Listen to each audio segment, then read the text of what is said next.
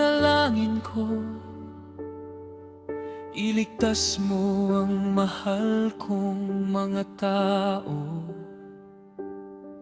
Sa gitna ng hirap na pinagdadaanan, ikaw ang sandalan.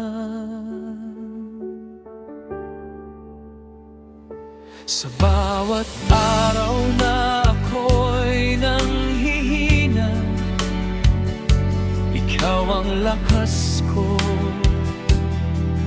pag-asa.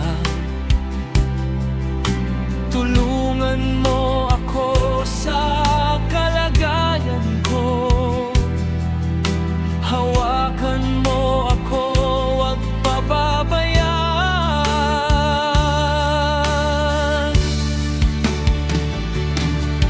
Sa dilim, ikaw ang ilaw. Sa takot, ikaw